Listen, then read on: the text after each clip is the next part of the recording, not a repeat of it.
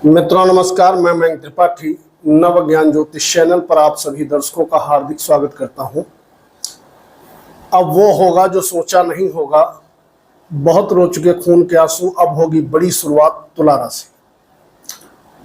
पहले आप ये ध्यान रखिएगा, यह जो मैं राशिफल तुला वालों का बताने जा रहा हूं, यह 10 अक्टूबर से लगा करके नवंबर और दिसंबर का यह राशिफल मैं जानकारी दूंगा।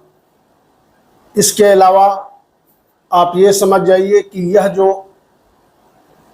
राशिफल है आप अपने लग्न कुंडली पर लगा करके देखेंगे तो सटीकता आपको ज़्यादा मिलेगी। जिन लोगों के पास लग्न कुंडली नहीं है वो लोग ही चंद्र राशि के अनुसार या अपने प्रचलित नाम के अनुसार इस फलादेश को समझें, उसमें भी कहीं ना कहीं सटीकता मिलेगी। लेकिन मुख्य लग्न कुंडली होती है तो आपको चाहिए कि राशिफल लग्न के अनुसार सुने और जो उपाय बताए जाते हैं इमीडिएटली आपको फायदा मिल सके तो लग्न के अनुसार ही आप उपाय करें। आगे बढ़ने से पहले आप स्क्रीन पर चार्ट देखिए, क्योंकि बहुत से लोग ये जानना चाहते हैं कि ग्रह गोचर किस प्रकार का बना हुआ है, क्यों शुभ फल मिलेंगे। स्क्रीन पर आप देखिए, आपकी कुंडली में आपके लग्नेश शुक्र देवता ये 13 अक्टूबर से वृश्चिक राशि में गोचर करने लगेंगे। फिर उसके बाद ये धनु राशि में रहेंगे, मकर राशि में रहेंगे और कुंभ राशि में रहेंगे इस अवधि में। यानी कि 10 अक्टूबर से लगा करके दिसंबर तक का शुक्र का गोचर आपके पंचम भाव तक का रहने वाला है। लग्नेश बहुत शुभ अवस्था में रहेंगे, इसका कहीं ना कहीं प्रॉफिटेबल रिजल्ट तो निश्चित तौर पे आपको मिलेगा।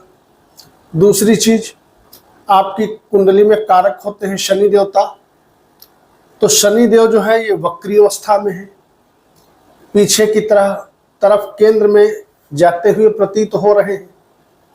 तीसरी चीज, गुरुदेव बृहस्पति ये भी वक्री अवस्था में है, ये आपके कुंडली में गोचर कर रहे हैं, अष्टम भाव में सप्तम भाव की तरफ जाते हुए प्रतीत हो रहे हैं। बुध आपकी कुंडली में कारक ग्रह होता है, तुला राशि में 10 तारीख को बैठ जाएगा, यानी कि आपके लग्न पर, और भाग्य का मालिक होकर के लग्न पर बैठेगा। उसके बाद बुध धन भाव पर बैठेगा और धन भाव पर बैठ करके बुध पूरा समय बिता देंगे। कहने का मतलब ये है कि धन भाव पे बुध वक्री होगा, मार्गी होगा, अस्त होगा। इसका जो मैक्सिमम गोचर है वो आपके धन भाव पे रहने वाला है। राहु केतु यथावत गोचर करेंगे, बचे मंगल देवता, तो मंगल देवता आपकी कुंडली में कर्म भाव पर बैठे रहेंगे, नीच के जरूर रहेंगे, लेकिन क्रूर और पापी ग्रह चूंकि है मंगल, तो ऐसे में आपको अशुभ फल तो ये देने से रहे। दूसरी चीज, दिशा बल लेकर के मंगल यहां पर बैठेगा। सूर्य का गोचर ये आपके लग्न से लगा करके चौथे भाव तक का रहने वाला है। यह है प्लैनेटरी पोजीशन। अब जानते हैं राशिफल। शुरुआत करते हैं नौकरी करने वालों के विषय में। तो शुरुआत में तो आपके कर्म भाव पर कोई भी ग्रह नहीं है, लेकिन 20 तारीख से मंगल यहां पर आपके कर्म भाव पर बैठ जाएगा। तो जो भी जातक नौकरी कर रहे हैं, नौकरी में फल तो उनको बढ़िया मिलेगा, कहीं कोई दिक्कत नहीं है, लेकिन ध्यान रखिएगा बहुत ज्यादा आपको सहयोग की उम्मीद अपने अधिकारियों से नहीं करनी चाहिए। जो आपके सीनियर हैं हो सकता है वो बहुत अच्छा आपका समर्थन न करें, लेकिन चूंकि लग्न और लग्नेश बहुत ज्यादा मजबूत अवस्था में है, और दूसरी चीज आपके कारक ग्रह बहुत मजबूत अवस्था में है, यानी कि भाग्य प्रबल रूप से आपका मजबूत है, तो काम आपका बढ़िया चलता रहेगा, लेकिन प्रमोशन के योग नहीं बनेंगे। इस चीज का ध्यान रखिएगा। तो नौकरी करने वालों के लिए स्थिति अच्छी रहेगी, कहीं कोई दिक्कत नजर नहीं आ रही है। इसके बाद अगर बात करें विद्यार्थियों की, तो भैया विद्यार्थियों के लिए भी स्थिति बहुत अच्छी है, क्योंकि विद्या का मालिक वक्री हो चुका है, कहीं कोई दिक्कत वाली बात नहीं है। शिक्षा, उच्च शिक्षा में आपको जबरदस्त तरीके से लाभ मिलता हुआ दिखाई पड़ेगा। और यही स्थिति रहेगी प्रेमी जोड़ों की। प्रेम में बढ़िया आपको सफलता मिलेगी, प्रेम आपका बढ़िया चलता रहेगा। और चूंकि पंचम भाव बहुत ज्यादा मजबूत हो रहा है, तो जिन लोगों के संतान नहीं है उनको प्रयास करना चाहिए। संतान प्राप्ति का अभी योग चल रहा है और यह योग अभी लगभग 6 महीने तक चलेगा। तो अगर आपकी संतान की कामना है, प्रयास करेंगे तो प्रयास आपका व्यर्थ नहीं होगा, आप सफल हो जाएंगे। व्यापारियों की यदि बात करें तो व्यापार आपका ठीक ठाक बढ़िया चलता रहेगा। पर्याप्त मात्रा में व्यापार से आप धन अर्जन कर पाओगे। शुभ समय रहेगा व्यापारियों के लिए भी। और यही स्थिति रहेगी वैवाहिक जीवन की। वैवाहिक जीवन आपका अच्छे तरीके से चलता रहेगा, कहीं कोई दिक्कत नजर नहीं आ रही है। भाग्य का मैंने बता ही दिया कि आपके कुंडली में भाग्येश का गोचर भाग्य भाव से दशम भाव तक का रहने वाला है। इसका मतलब ये रहा, बढ़िया फल आपको भाग्य के दम पे मिलता रहेगा। क्योंकि जब भाग्य मजबूत हो जाता है तो मान के चलिए हमें श्रम बहुत कम करना पड़ता है। जो काम करते हैं आसानी से उसमें हम सफल हो जाते हैं। तो यहां पर आप बहुत लकी रहने वाले हैं। इसके अलावा जो जातक निवेश करना चाहते हैं शेयर सट्टे में, उनकी जानकारी के लिए बता दूं, गोचर बहुत सुंदर बना है। क्योंकि आपके कारक प्लेनेट भाग्य, लग्न, लग्नेश, धनेश सभी शुभ अवस्था में है। तो जो लोग शेयर मार्केट में निवेश करते हैं, चाहे वो लंबे समय के लिए या शॉर्ट समय के लिए, तो आने वाले 10 अक्टूबर के बाद से स्थिति बहुत अच्छी गोचर के अकॉर्डिंग बन रही है। आप निवेश करेंगे तो आपको फायदा होगा। अगर बाई बर्थ कोई दरिद्र योग नहीं पड़ा है कुंडली में, तो मान के चलो शेयर से जुड़े लोगों को विशेष लाभ के योग दिखाई पड़ रहे हैं।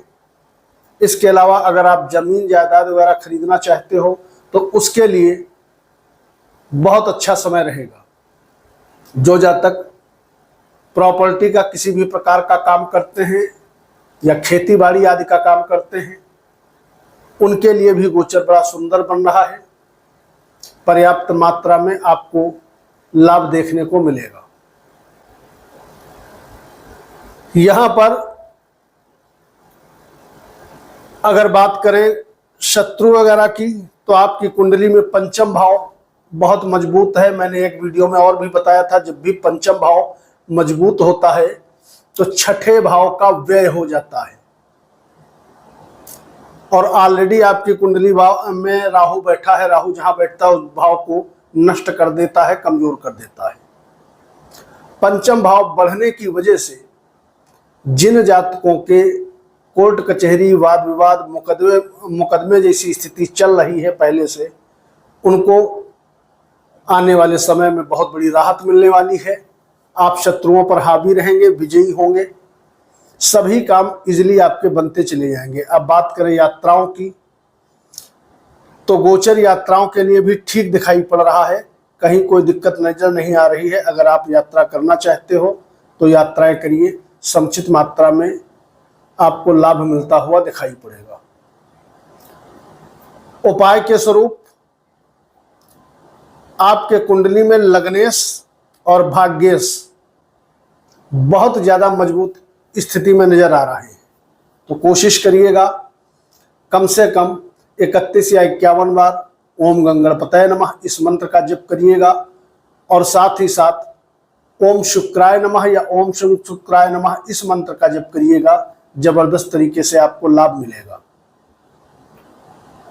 वीडियो अच्छी लगे तो वीडियो को लाइक करना मत भूलिएगा। कमेंट बॉक्स में अपने इष्ट देवता का नाम लिखिएगा।